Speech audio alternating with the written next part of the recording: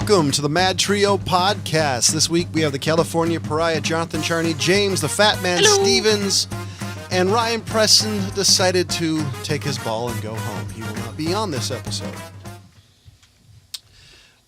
So one of the things we want to talk about, we're going to do a little old school talk about a short I found called FTL on YouTube, Faster Than Light. Basically... by Dust. Dust, yeah. They actually have quite a number of shorts on that channel. I've watched a couple. This one was cool. Basically, it's about Earth's first attempt at faster than light travel to Mars.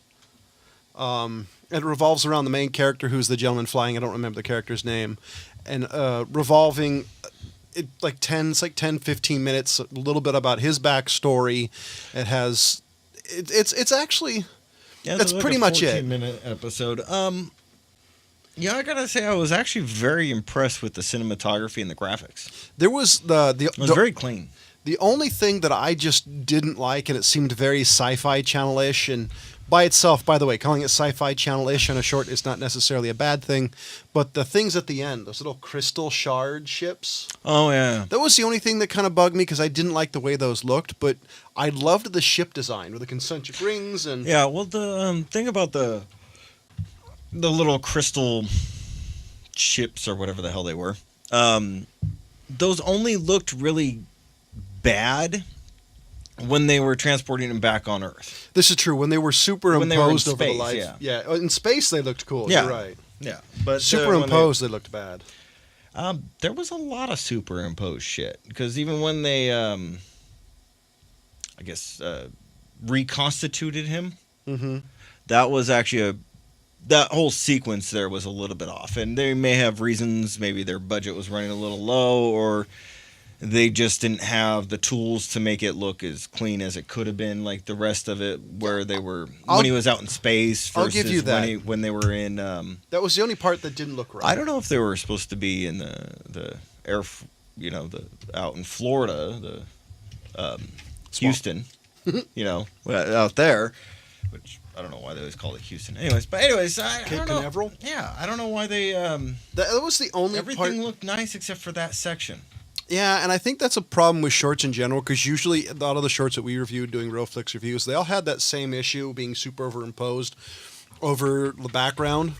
Like, specifically on Earth, and you could name it, whether it's a bright sunny day at noon, you're talking about dusk, or when the sun rises. They all have some issues revolving that. Every short we've had that has had that particular issue. Now, I don't know if they did old school where they actually built a set for him to be sitting in the ship or whatever, but that was a pretty cool thing, too. I don't know. See, I'm thinking they partially... Yeah, you know what it is? I bet they partially built it. And then kind of like green or blue screened after it. Yeah, because I think it's not as bad as green screen, but, let's say green screen's better than blue screen. Oh, that's right. Dyslexic brain today. Green screen's a newer technology. Yeah. Chroma key. With chroma key, you can make anything a green screen.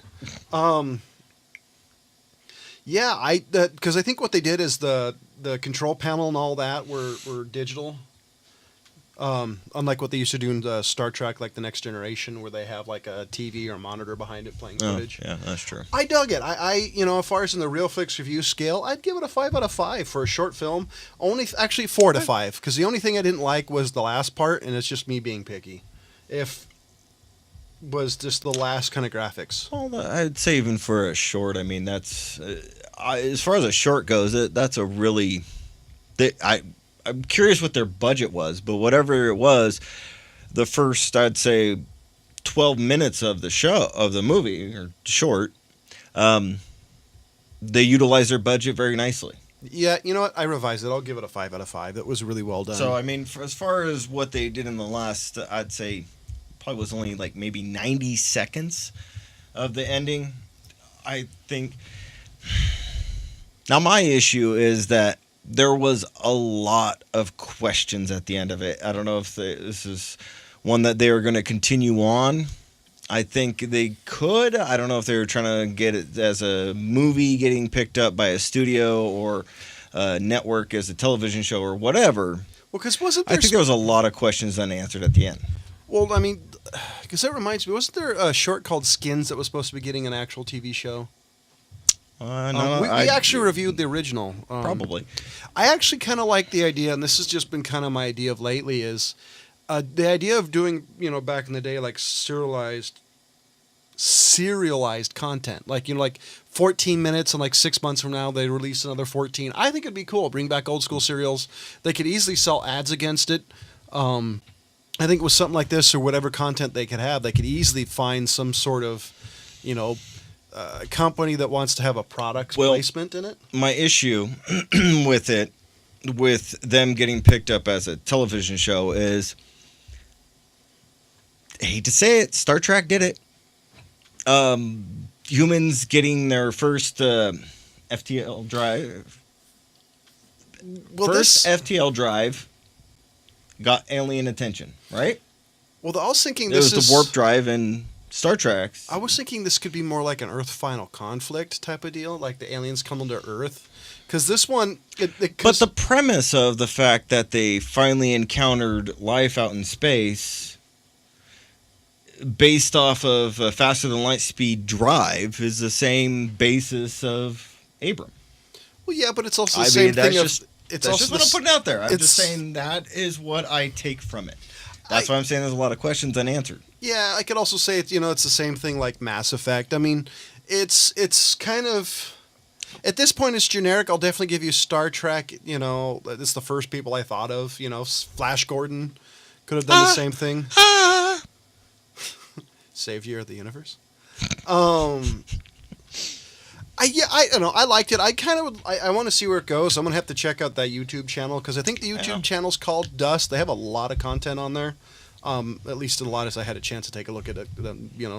Like a couple of seconds last night. So that was cool.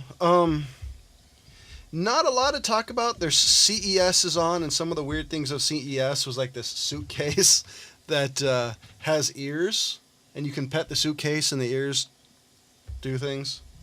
Why would you want that? I don't know, but somebody brought up a good point is, can you take it on airplanes? Because I'm assuming it's powered by lithium-ion batteries. Oh, probably not. There was allegedly another suitcase that could follow you around. Oh, yeah, I've heard of that one. So I don't know. I still want to... This is it. I love CES, though. I want to go back so bad. CES was fun.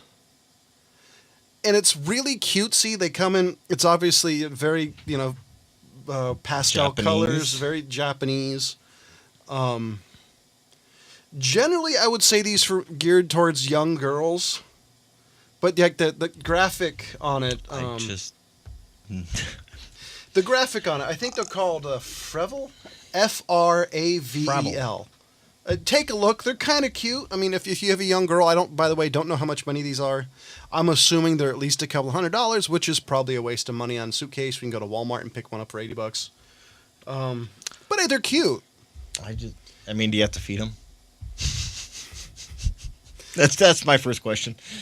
I don't know. What do you feed them? The souls of your enemy? What are those little watch things that you had to feed your animals? I never had one. You know what I'm talking about, though. Yeah. Now, there's a lot of those dying today. A lot. Well, I don't know anybody that kept them alive. They always kept restarting. Is that what they did? Yeah, because I think after a while they died, you could hit restart button. That's kind of funny. I didn't know that they actually died. If I remember correctly, I'm not interested. It's kind of stupid. Yeah. I don't know. There just hasn't been a lot of news. No, there's really not been a lot of interesting stuff. Other than if we want to get into the Trump bullshit. Which, I would rather... And I like to say that the Trump bullshit because there's a lot of it that goes on both sides. So that's as far as I want to say on it. The only thing I'll say on the Trump thing, especially with the border wall, is it's finally coming to a head because both sides of the people, both sides of the aisle have talked about politics. Was it Nancy and Chuck Schumer actually voted for a wall? Bill Clinton did a wall. So I'm curious on what's going to happen, just because it's better. Usually politics wise, it's better to kick things down the road a bit. That's actually something. By the way, if you ever pay attention to, we'll say they'll do it next session. We're going to kick it down the road a little bit. There's all sorts of words basically meaning that they'll never get to it. Both sides do it. Both sides are guilty.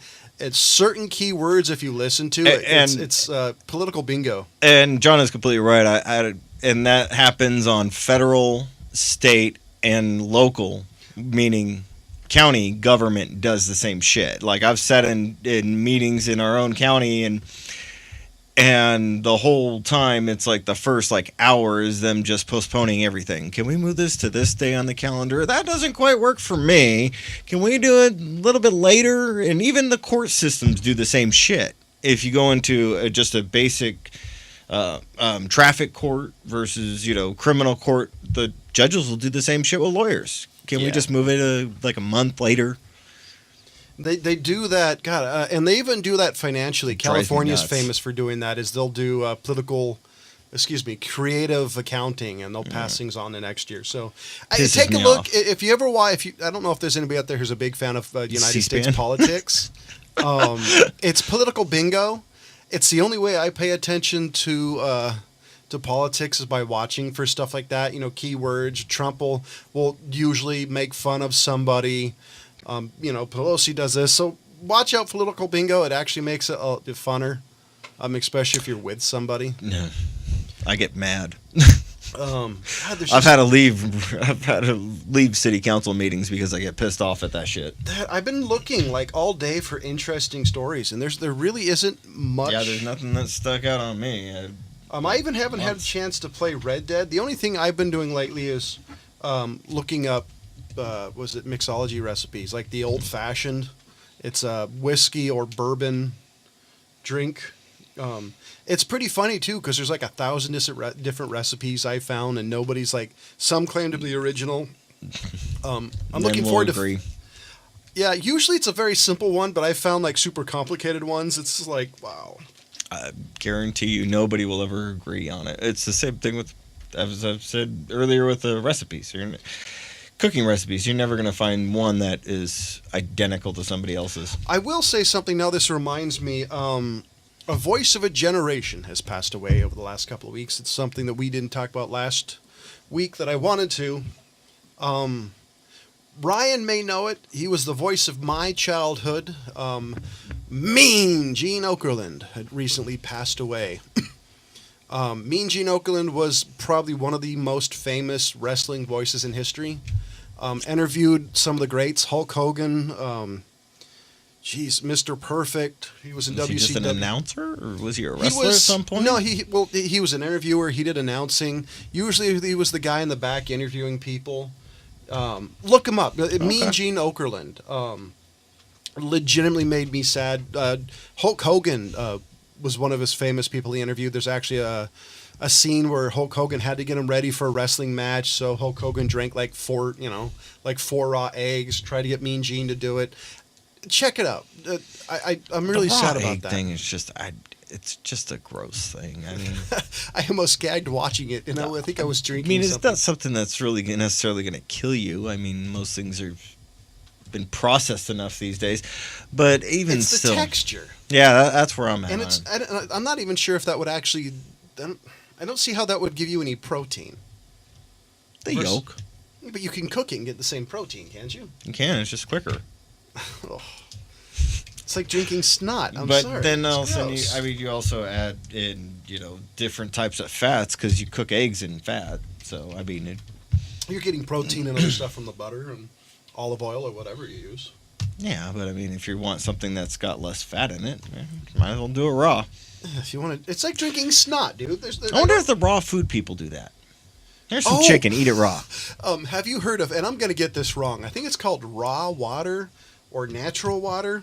So these people will take like spring water, straight from the stream and bottle it. No processing, no cooking, no bleaching. How is that even legal? How does it get past the FDA approval? I don't know how it is, but people sell it, and they've been getting sick off of it, which I think is funny. I could have told you that. Now, so Penn and Teller's bullshit show, the old HBO show, I don't know if they're still doing it, but they did one about the bottled water companies. Mm-hmm. And so what they did was they set up a fake restaurant, and they were one of the special things they were doing in the restaurant is they were going around and telling people that this water is from an artesian well out in godforsaken butthole nowhere. They didn't use those terminology, but close enough. And what they were doing in the back is they would take each pitcher and they would fill it up from the hose. They actually hooked up a hose to the water and were dumping in the pitchers and then asking people what they thought about it. And all these people were giving them it's like, oh, this one you can taste this in it and all this other shit. And that's what I thought was hilarious, because that's kind of what the same with Pepsi and Cola. They're the companies that do a lot of the waters that you're going to find at gas stations, all the bottled water things. They don't really do the same shit either, because it's not as regulated as soda. Soda is more regulated than the bottled water companies. The old guy has a story about being in Mexico for a band Jesus. trip down in high school or something like that, looking out the window. Montezuma's Revenge. These Mexican guys are filling up water bottles with a tap, The hose. Oh, yeah. Yeah, so and the other thing I was going to bring up is that there was an old TED Talk. Look up, it's called Raw Water. Look it up. I was right. So there's a TED Talk about this guy. I forget the product he was promoting, but he found he created a device that purifies water. It was like the sippy straw? Not quite. It's like a pump device that you can take basically completely contaminated water. Wow. And filter it through this device and have it come out as clean as you can get it. And it's a very interesting TED Talk. And what he was trying to do is promote it to get delivered to people in Africa and the third world countries that have problems with getting clean water. And so he comes out and he brings out, this is the really cool part, is he brings out this fish tank. And he basically dumped everything you could think of. I mean, even like fecal matter and piss into this fish tank. Why didn't Scoops you just take it a up glass in his of water device. from San Francisco. Basically the same thing. Scoops it up in this device and then purifies it and shows everybody. And he's even got all the little testing strips and everything. And then drinks it right there in front of everybody. And I think it's a very cool device, but it's not something that you hear about very often. I mean, I only heard it on the TED Talk. Reminds me of Bill Gates releasing a bunch of mosquitoes during one of those talks. Yeah. Actually, this actually has something to do with wrestling, believe it or not. There's a gentleman by the name of Eric Bischoff. He was the president of World Championship Wrestling. He's been on WWE. He did a TED Talk.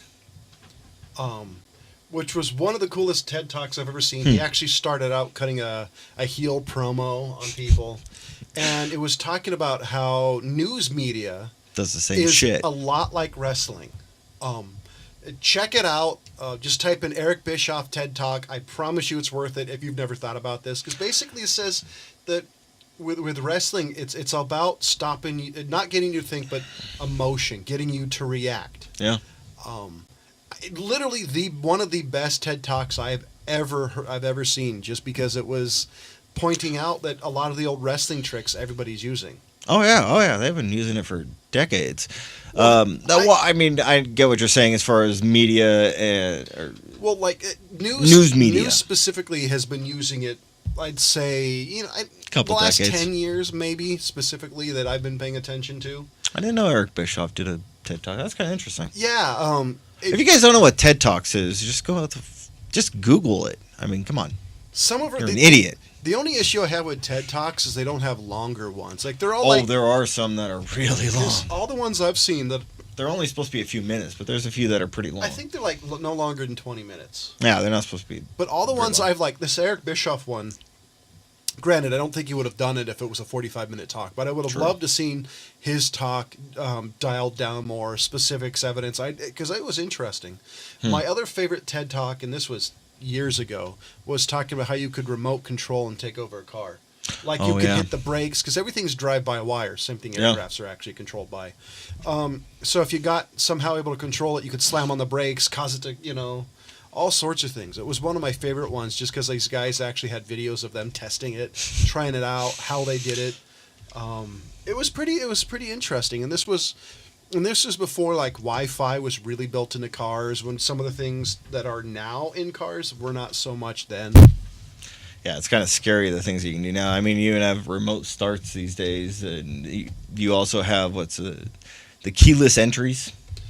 Remote starts, I've been around for a while. The keyless entry I've always found weird. I rented a Nissan Altima for a while that as long as you have the fob on you, you can start the car, open the door. Yep. I don't really like that. I mean, it's cool at first, but when you really think about it, it's kind of... The one that bothers me the most is everybody's favorite mad inventor, Elon Musk, said something about one of the new features coming out at some point is your car will come get you. So my assumption is what it is is the Batmobile. Pretty much.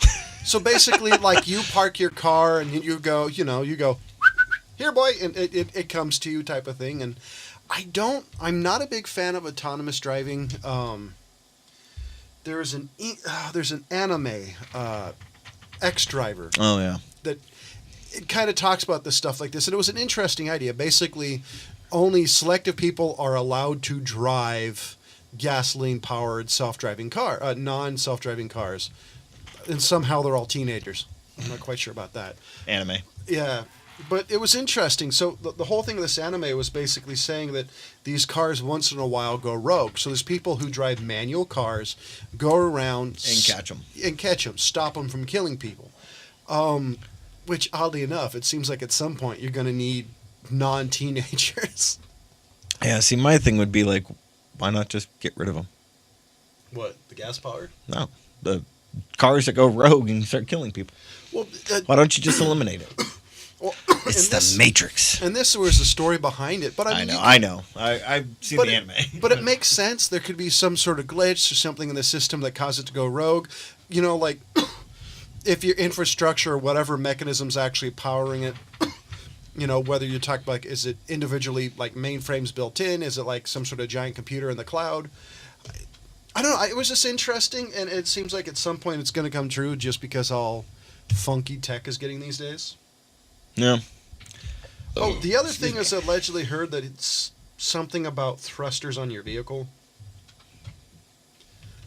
I think at this point in time, Elon Musk is dipping too much into the marijuana, and I'm a giant Elon Musk fan. He's eating the gummy bears. I love Elon Musk just because of the fact he's one of those guys that he has the money to do whatever he wants. Yeah, so he's actually trying to come up with solutions, which I love the fact that he's willing to do it. I think it's a little weird sometimes, but hey, more power to you. And holy shit, R. Kelly may get in trouble for some of the creepy crap that everybody knows he does, but somehow he never got arrested for it. Go watch the Pee on You video. No. It's a hilarious video. Nobody likes golden showers unless you're R. Kelly. I just think it's crazy. Like, this has been such a weird couple of years. Like, I'm just wondering when they're going to execute Bill Cosby. Actually, I heard something about this on a podcast I was listening to. They said, the comment was, everybody was denouncing Bill Cosby, but everybody calls Hugh Hefner an amazing, a great American. I've never said that. I've never said that either, but I think it's a societal thing. I thought that was fascinating. Of course, a Me Too movement versus a guy who's showing everybody boobs is not exactly the same thing. Who says that about Hugh Hefner? It was my favorite apologist, Ravi Zacharias, brought it up. Yeah, but I'm just saying, who says Hugh Hefner is an amazing American? Yeah, I've heard people say, "Oh, Hugh Hefner was a great American." I mean, it's the idea, the ultimate male machismo fantasy that you got a bunch of naked women around you constantly. Which he was an amazing businessman. How about that? But when your business is, as John said, boobs and naked women, how hard is it to ruin that? Unless you're government. I mean, Bunny Ranch. Just putting that out there. I mean. Well, I thought it was fascinating because I don't remember specifically what it was talking about, but that particular line just really struck out at me. I mean, the only problem I have with that breaks down is the fact that on some level, Bill Cosby was a complete creepy bastard. Oh, never mind. Hugh Hefner was creepy too. But everybody volunteered for it when you're talking about Hugh Hefner because women wanted to get in magazines. I don't know. I don't know. I mean, I liked the Cosby Show. Kids say the darndest thing is it was a pretty good show until you found out what he was doing in the back. But I mean, as far as I'm concerned on that, you just all it shows about Bill Cosby is how good of an actor he is. I mean, same with Danny Tanner. Why can't I never remember his actual name anymore? Bob Saget. Thank you, Bob Saget. I mean, a fantastic actor. I think fantastic actor is stretching it. I think he's a mediocre actor at best, especially when you look at Full House, which, I mean, it was a family show in the 90s. I haven't watched it since the 90s. That's the last time I saw Full House. It's a family show in the 90s. As a kid, I liked it.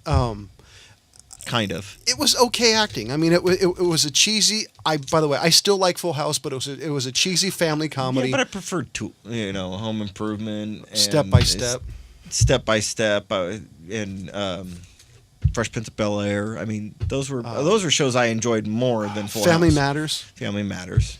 But I would say he's an adequate actor. I wouldn't say he was a great actor. He fulfilled the role really good. There you go. You could say he's an amazing actor because he's an incredibly dirty comic.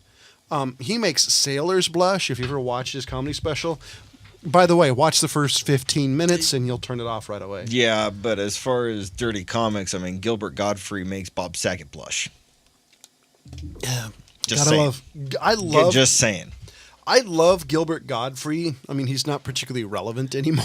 I mean, he is probably the dirtiest Jew ever in show business, and that's saying something. Wasn't that his tagline? Was the world's most annoying Jew or dirtiest? Annoying Jew. Something along those lines. I mean, he's a pretty dirty Jew, too. I'm not bringing up my joke. I'm not doing that on this show. I actually haven't watched any of his stand-up in years, but he has a podcast out somewhere. Well, unfortunately, ladies... Gilbert Godfrey? Yeah, he was talking to Kurt Hammett of Metallica.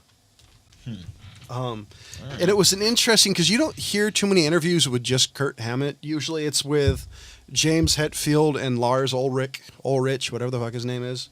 And Lars has been to one too many therapy sessions, because every time you hear him talk, it sounds like one. And I still think he's the most hated musician, even though I actually agree with him at this point in time when it comes to Napster. I don't know his views on Napster. Oh, well, what happened is he came out when file sharing really started coming out and people were getting all their music for free. He was one of the reasons Napster shut down. Oh, yes, I know. Yeah, now, okay. Sorry, I was thinking of something else. I know what you're talking about At that point, I disagreed with it because that was Pandora wasn't out. There's a bunch of services that weren't out, so I could discover new music. My favorite one at the time was called Audio Galaxy because they broke everything into genres. So I could do like trance, dark beat, all these different subgenres of music to discover because I loved music. And up until Pandora and Spotify and some of the things that have come out with the last decade, there was no way to do that when Napster came out unless you had a ton of money to burn on, to waste on CDs that you'd probably never like. Sure. But, the older I get, it's like, hey, it's... I understood right away what was going on with Napster and all the other ones, and I could keep going on. There were a lot of names of media grab software at that time. But,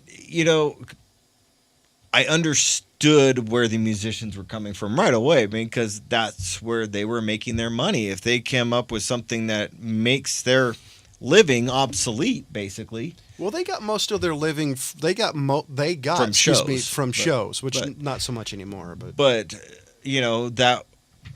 them having the CD rights and things like that was also part of their income, and they were going to be losing that if Napster and all the other ones kept going. I think the only people who, and I could be wrong, I thought each member got a little bit of royalty rights. The writers of the songs got.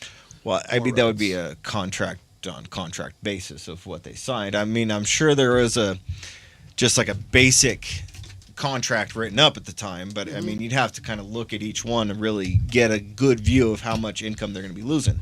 And so, yeah, no, it was interesting. Like, well, I didn't really, but I understood it. Well, I didn't when I was younger when that happened. I didn't understand it because I was just interested to discover music. Granted, I never used Napster because I wasn't brave enough and didn't want to get viruses. So, the same reason I never really used LimeWire either. I don't know. I'm kind of curious to see what happens because I know musicians right now, it's good and bad because there's no massive music company behind them now. Because before you had Capitol Records and all these things that would really push musicians. Now that's not around as much as it was. I don't know. I haven't looked into any of that shit back then. I mean, not in many years have I really put effort into looking at that. I'm basing off some like older interviews when you talk to was it Steven Tyler was talking about their original record deal, and I've heard some newer interviews. You mean by MGA and things like that? Yeah, those and then companies? you talk about James Hetfield in his basically comment about could have modern. just been bought up though. Because Steven Tyler said like the contracts originally they got screwed out of a lot of money. I'm sure they did. And then James Hetfield talking about the way it is now, the way contracts are written, how the fact there's not as many record companies, because the record companies, what they did is they were basically giant PR firms. They actually used to pay radio DJs to play songs. The best example of this in a movie is you watch Ray Charles, and I think it's in the some part. I think it's towards the middle. No, yeah, it's the beginning, middle. It's a long movie. It is. It's a good movie. I don't remember the song, but basically it's like the first song he sings, you see he gets really popular. One of the record player guys drops an envelope of cash, and the guy starts talking about it, or vice versa. But that used to happen in real life. Yeah. Unfortunately, without Ryan and his amazing ability to gab, we've kind of filled up all we can talk about today. Pretty much. There really wasn't a whole lot to talk about. This week was a lot of political stuff that I'm not particularly wanting to get into, and that's not really what the show is for. It's really lost my interest, all the political stuff. It really has. I mean, it's as John said earlier, it's basically watching wrestling. It's like watching the soap opera portion of wrestling over and over and over on every station. But I have to say, if somebody gave Nancy Pelosi or Donald Trump an atomic drop, I would totally watch the crap I would watch that too. Actually, never. I want to see somebody give him an outsider's edge or razor's edge. That would be cool. Diamond cutter. Right? Oh, just do the Jake the Snake bit and drop Damien the Snake on him. There you go. So, ladies and gentlemen, for Jonathan Charney, James Stevens, and Ryan Preston, as always, thank you for listening.